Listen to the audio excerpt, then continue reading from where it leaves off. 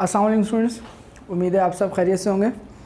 Last class जो हम लोगों ने ली थी, उस लास्ट लेक्चर में हम लोगों ने ये स्टडी किया था कि मेजरमेंट्स चैप्टर नंबर 2 क्या है, उसके अंदर कौन कौन से हम लोगों ने टर्म्स पढ़े थी कि एरर्स क्या होते हैं, एरर्स की हमारे पास कितनी टाइप्स हैं और किस किस किस्म की टाइप्स के एरर को हम लोग ख़त्म करने के लिए क्या क्या कर सकते हैं। अगर मुझे एरर को ख़त्म करना है या एरर को मिनिमाइज़ करना है तो उन दोनों सूरतों में मैं कौन सी पॉसिबल ऐसे काम करूँगा जिसकी वजह से मेरे एरर्स जो हैं वो मिनिमम हो जाएंगे।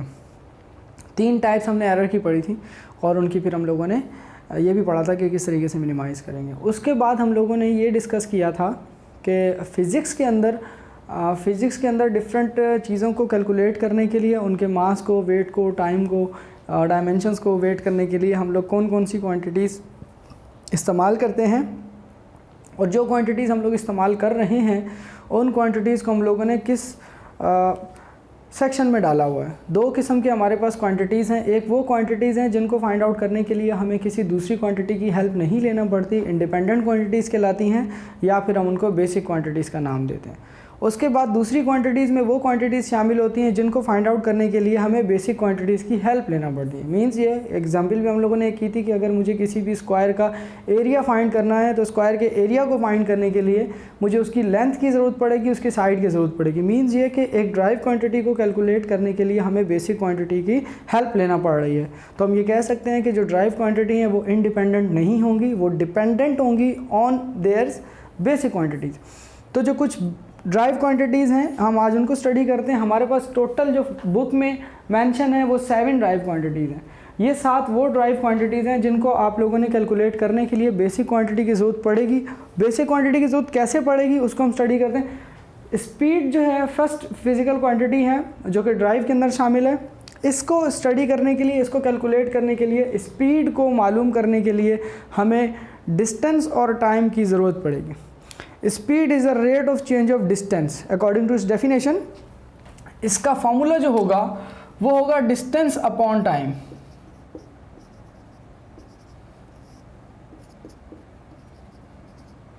ठीक है, अगर इस स्पीड की जगह पर वेलोसिटी आती, वो भी एक ड्राइव क्वांटिटी है, तो उसकी जगह पर हम डिस्टेंस की जगह पर डिस्प्लेसमेंट लिखते।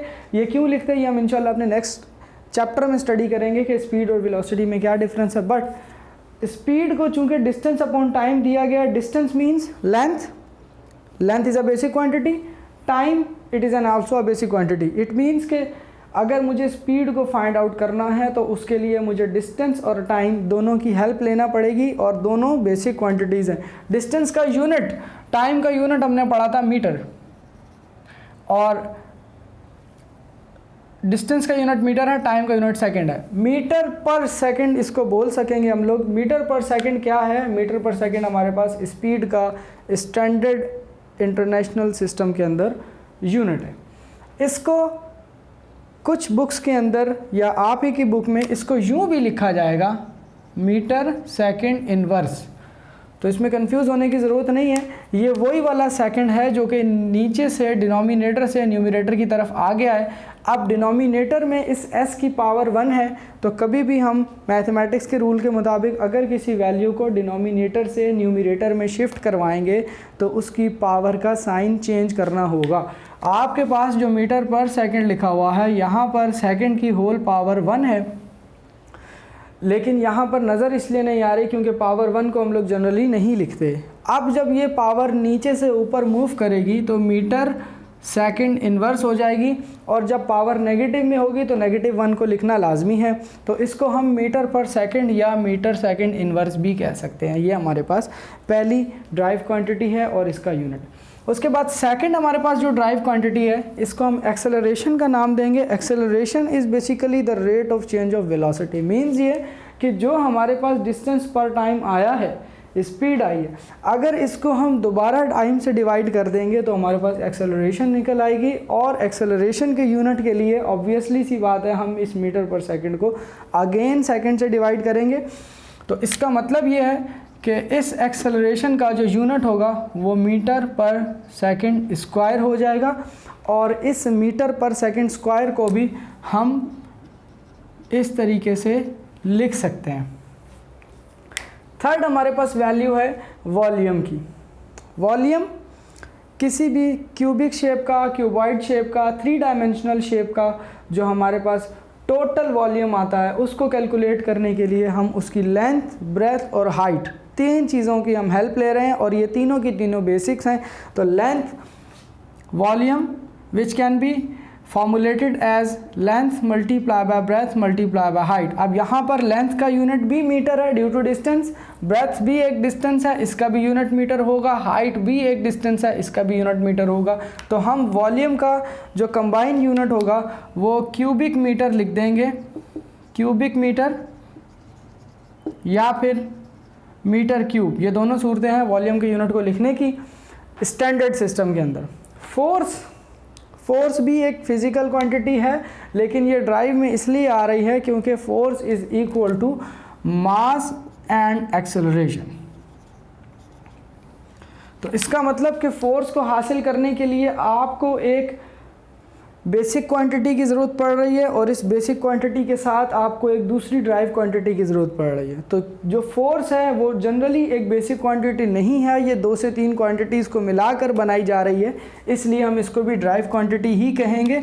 फोर्स का अगर आप SI यूनिट देखेंगे तो उसका SI यूनिट न्यूटन होगा, क्योंकि फ़ोर्स को डिस्कवर ही न्यूटन ने किया। न्यूटन ने ही हमें फ़ोर्स के बारे में बताया कि किस तरीके से फ़ोर्स को हम लोग अप्लाई करते हैं और फोर्स क्या एलिमेंट है, इसलिए हमने उसको न्यूटन का नाम दिया। लेकिन अगर हम इसको चेक करना चाहें कि ये न्यूटन यूनिट बेसिकली आ कहाँ से रहा है, तो यहाँ पर मास का यूनिट आपके पास होता है kg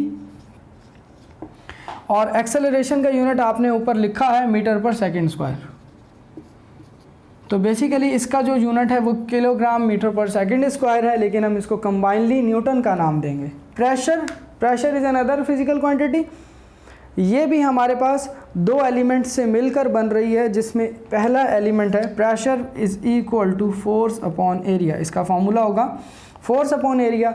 ये प्रेशर भी हमारे पास फोर्स और एरिया से मिलकर बन रहा है। एरिया एक फिजिकल क्वांटिटी है जो कि ड्राइव में शामिल होगी, क्योंकि हमने एरिया ऑफ स्क्वायर के बारे में पढ़ा था, तो ये हमारे पास एक ड्राइव क्वांटिटी। दूसरी हमारे पास फोर्स, ये भी हमने अभी ऊपर डिस्कस किया कि ये भी एक ड्राइव क्वांटिटी है। एरिया का यूनिट मीटर स्क्वायर होगा और फोर्स का यूनिट न्यूटन हम पढ़ चुके हैं, तो हम यूँ लिख सकते हैं कि इसका यूनिट जो है वो न्यूटन पर मीटर स्क्वायर होगा, या फिर हम इसको newton metre to the power -2 भी लिख सकते हैं। ये हमारे पास सेकंड एलिमेंट होगा, मतलब कि हम इसको प्रेशर को फोर्स अपॉन एरिया के साथ रिप्रेजेंट करते हुए न्यूटन पर मीटर स्क्वायर इसका हम यूनिट लिख लेंगे।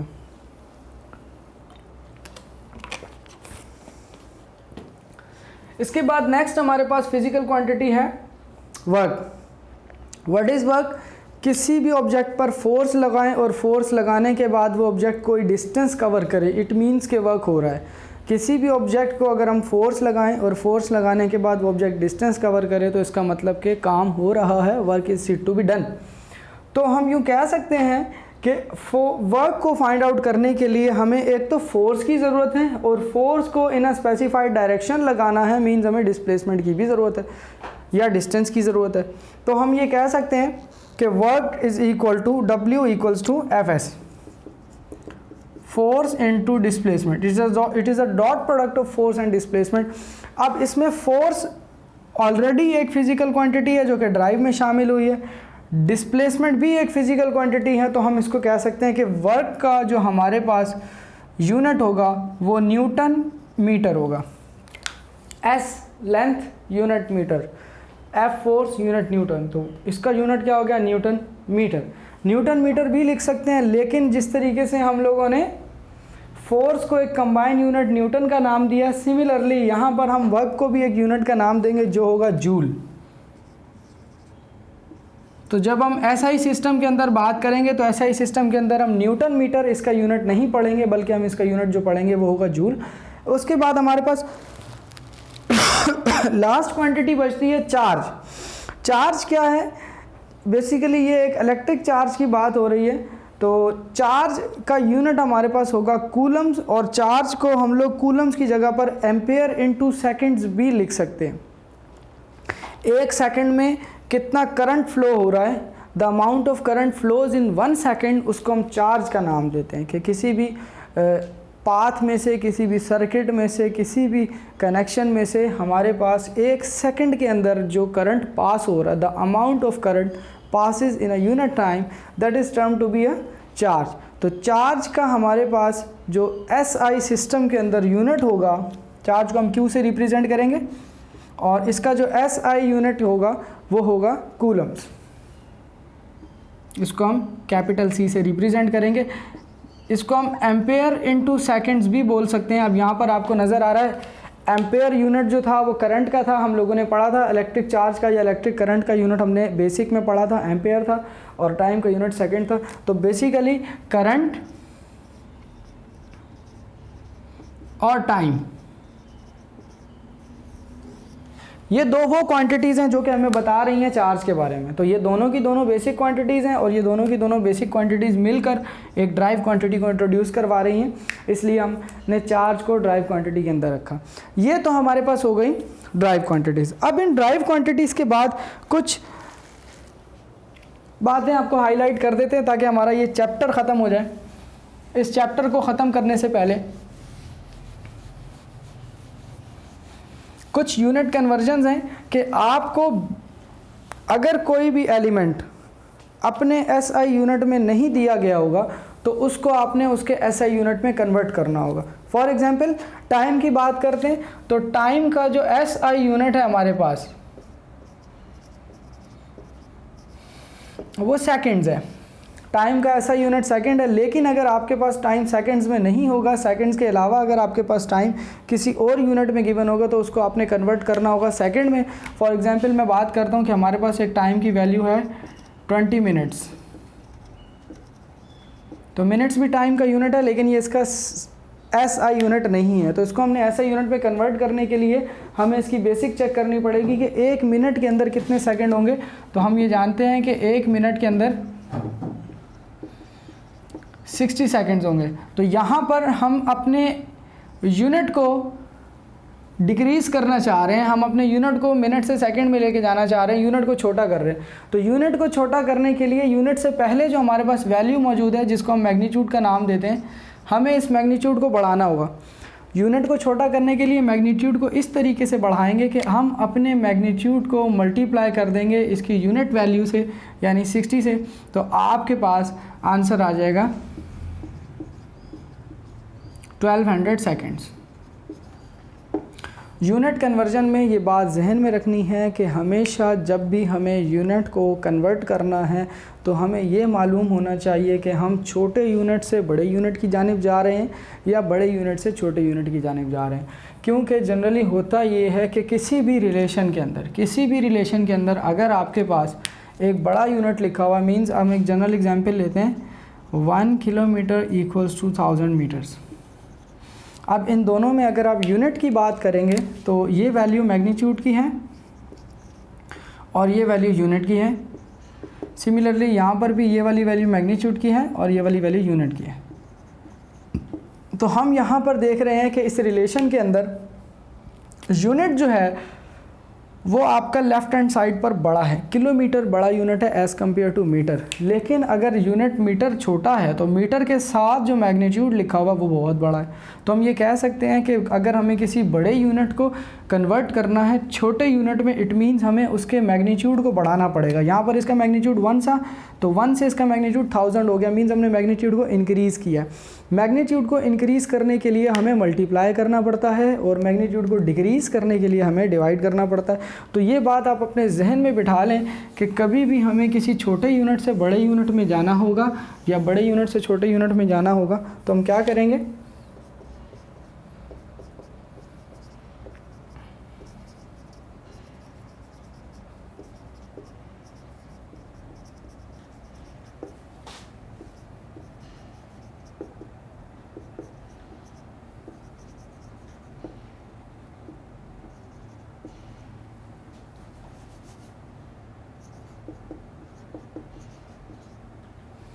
हमें अगर छोटे यूनिट से बड़े यूनिट में जाना है तो हम डिवाइड करेंगे, वाइस वर्सा। इसी तरीके से अगर हमें बड़े यूनिट में छोटे यूनिट में आना है तो उसके लिए हम क्या करेंगे, मल्टीप्लाई करेंगे।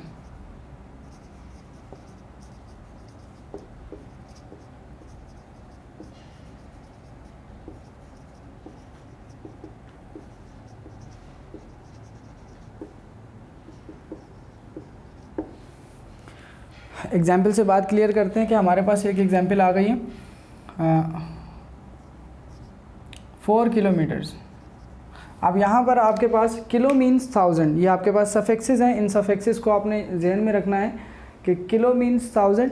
आपके पास रिलेशन के मुताबिक 1 किलोमीटर इक्वल्स टू 1000 मीटर। अगर यहाँ पर आपने किलोमीटर को कन्वर्ट करना है मीटर में, जो कि इसका स्टैंडर्ड यूनिट है, तो मीटर में कन्वर्ट करने के लिए आप इसको इसके सफिक्स के साथ आप इसको 1000 के साथ करेंगे मल्टीप्लाई, तो ये आपके पास जो एक्चुअल वैल्यू आ जाएगी वो 4000 मीटर्स में आ जाएगी।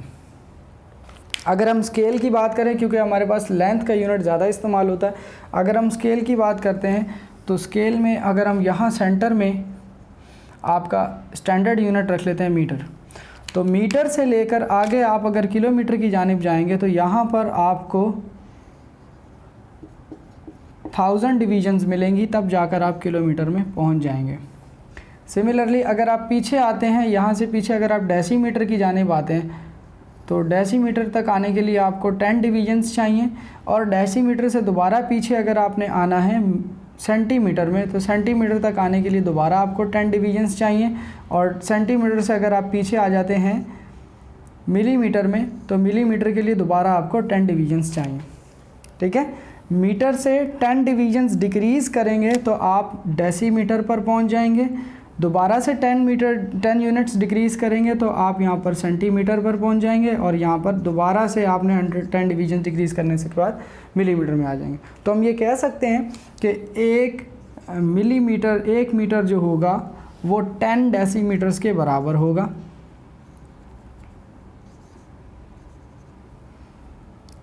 और 1 मीटर अगर सेंटीमीटर की बात करेंगे तो 100 सेंटीमीटर के बराबर होगा, और अगर मिलीमीटर की बात करेंगे तो यही 1 मीटर 1000 मिलीमीटर्स के बराबर होगा। क्योंकि अगर आप यहाँ से देखें ना, यहाँ से अगर आप, ये तो आपके पास स्टैंडर्ड यूनिट है, अगर आप यहाँ से जंप करते हैं डायरेक्ट सेंटीमीटर के ऊपर तो 10/10 आपने 100 डिवीजन्स क्रॉस कर लिए हैं।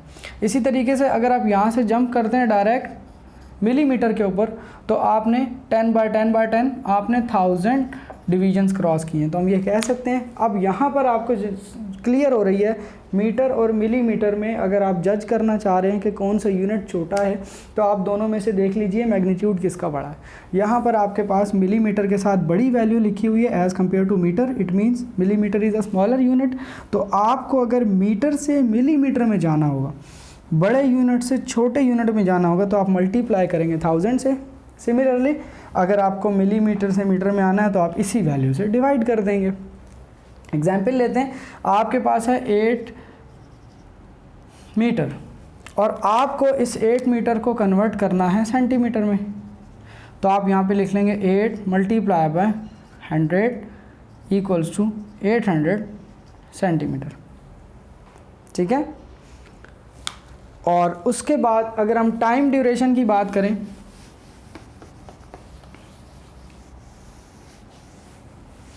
टाइम ड्यूरेशन की अगर हम बात करें तो यहाँ पर 1 आवर अगर आपके पास है और आपको इसको कन्वर्ट करना है इसके स्टैंडर्ड यूनिट यानी सेकंड में, तो आर को सेकंड में डायरेक्ट कन्वर्ट करने से पहले हम ये देख लेते हैं कि आर और सेकंड के बीच में डिवीजन्स कितनी हैं। 1 आवर से हम पहले मिनट्स में जाएंगे, तो आर और मिनट के बीच में 60 डिवीजन्स हैं। हम कह सकते हैं 1 hour equals to 60 minute. And again minute की अगर बात करें तो 1 मिनट इक्वल टू 60 सेकेंड। तो आर से जब हम 1 आर से 60 डिवीजन्स हमने क्रॉस की तो हम मिनट की तरफ आए, अगेन हमने 60 डिवीजन्स हमने क्रॉस की तो हम सेकंड की तरफ आए। तो अगर मैं डायरेक्ट आर से सेकंड की जानिब जाना चाहूँ तो मैं 60/60 यानी 3600 डिवीजन्स मुझे क्रॉस करनी पड़ेगी। तो मैं ये कह सकता हूँ आसान लैंग्वेज में that 1 hour is equal to 3600 seconds. अगर आपको कहा जाए कि कन्वर्ट 4 आवर्स इन मिनट्स, इसको मिनट में कन्वर्ट करना है, तो आप सिंपली 4 को मल्टीप्लाई कर लेंगे। आवर्स और मिनट के अंदर डिवीजन 60 की हैं, तो आप इसको 4 को मल्टीप्लाई कर लेंगे 60 से, जो भी आपका रिज़ल्ट आएगा वो आप लिख देंगे 240 मिनट्स। और अगर मैं आपसे कहूँ कि आपको 2 आवर्स को कन्वर्ट करना है सेकंड्स में। तो आप ये देखेंगे आर से सेकंड के डिवीजन्स क्या है, आर से सेकंड डायरेक्ट अगर आप जाना चाहें तो 3600 की डिवीजन्स है, तो आप इसको 2 को मल्टीप्लाई कर लेंगे 3600 से and that will be 7200 seconds. तो इसके बारे में हम स्टडी करेंगे, मज़ीद हम इसके एग्जांपल्स भी करेंगे कि किस तरीके से हम यूनिट कन्वर्ट कर सकते हैं, और इसका एक लेक्चर और होगा हमारे पास जिसमें हम इसके यूनिट कन्वर्जन सीखेंगे और उसके बाद हमारा ये चैप्टर वाइंड अप हो जाएगा इंशाल्लाह। नेक्स्ट क्लास जो हमारी होगी उसमें हम इसके प्रॉब्लम जो कि बुक में मौजूद हैं उस बुक के प्रॉब्लम को सॉल्व करेंगे। अपना ख्याल रखिएगा, अल्लाह हाफ़िज़।